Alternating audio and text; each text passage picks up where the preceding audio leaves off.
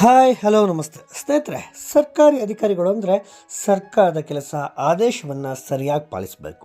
ಶಾಸಕರು ಸೇರಿದಂತೆ ಜನಪ್ರತಿನಿಧಿಗಳು ಸಾರ್ವಜನಿಕ ಕೆಲಸಗಳ ಬಗ್ಗೆ ಹೇಳಿದರೆ ಅದನ್ನು ಚಾಚು ತಪ್ಪದೆ ತಮ್ಮ ಅಧಿಕಾರ ವ್ಯಾಪ್ತಿಯಲ್ಲಿ ಮಾಡಬೇಕು.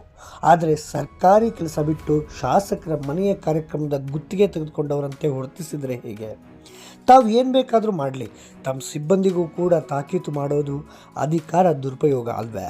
ಇದನ್ನೇಕೆ ಹೇಳ್ತಾ ಇದ್ದೀನಿ ಅಂದರೆ, ಕುಣಿಗಲ್ ತಹಶೀಲ್ದಾರ್ ಅಂದರೆ ತುಮಕೂರು ಜಿಲ್ಲೆಯ ಕುಣಿಗಲ್ ತಾಲೂಕಿನ ತಹಶೀಲ್ದಾರ್ ರಶ್ಮಿ ಅಲ್ಲಿನ ಶಾಸಕರಾದ ಡಾಕ್ಟರ್ ಎಚ್.ಡಿ. ರಂಗನಾಥ್ ಅವರ ಕೃಪೆಗೆ ಪಾತ್ರರಾಗಲು ಅಥವಾ ಅವರನ್ನು ಮೆಚ್ಚಿಸಲು ಒಂದು ಆದೇಶವನ್ನು ಹೊರಡಿಸಿದ್ರು. ಅದೇನೆಂದರೆ, ಶಾಸಕರ ತಂದೆಯ ನುಡಿನಮನ ಕಾರ್ಯಕ್ರಮಕ್ಕೆ ತಪ್ಪದೇ ಸಿಬ್ಬಂದಿಗಳು ಹಾಜರಾಗಬೇಕು ಅನ್ನೋ ಕಟ್ಟಾಜ್ಞೆ ಅದು. ಹೌದು, ಕುಣಿಗಲ್ ಶಾಸಕ ಡಾಕ್ಟರ್ ಎಚ್.ಡಿ. ರಂಗನಾಥ್ ಅವರ ತಂದೆಯ ನುಡಿನಮನಕ್ಕೆ ಎಲ್ಲ ಸಿಬ್ಬಂದಿ ಕಡ್ಡಾಯವಾಗಿ ಹಾಜರಾಗಬೇಕೆಂದು ಕುಣಿಗಲ್ ತಹಶೀಲ್ದಾರ್ ರಶ್ಮಿ ಆದೇಶ ಮಾಡಿ ಈಗ ತಲೆ ತಗ್ಗಿಸುವಂತಾಗಿದೆ. ವಿವಾದಾತ್ಮಕ ಆದೇಶವನ್ನು ಹೊರಡಿಸಿ ಸಿಕ್ಕಾಪಟ್ಟೆ ದೊಡ್ಡ ಮಟ್ಟಿನ ಟೀಕೆಗೆ ಗುರಿ ಆಗ್ತಾ ಇದ್ದಂತೆ ಎಚ್ಚೆತ್ತುಕೊಂಡು ತಮ್ಮ ಕಟ್ಟಾಜ್ಞೆಯನ್ನು ವಾಪಸ್ ಪಡೆದಿದ್ದಾರೆ.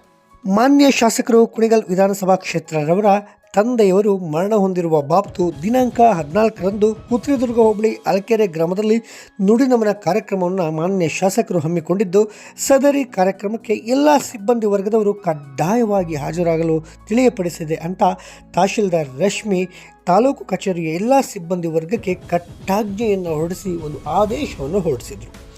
ಆಮೇಲೆ ಸೋಷಿಯಲ್ ಮೀಡಿಯಾದಲ್ಲಿ ಆದೇಶದ ವಿರುದ್ಧ ಟೀಕೆ, ಸಾರ್ವಜನಿಕವಾಗಿ ಸಿಕ್ಕಾಪಟ್ಟೆ ದೊಡ್ಡ ಮಟ್ಟಿನ ಖಂಡನೆ ವ್ಯಕ್ತವಾದ ಮೇಲೆ ತಕ್ಷಣ ಆದೇಶವನ್ನು ಹಿಂಪಡೆದಿದ್ದಾರೆ.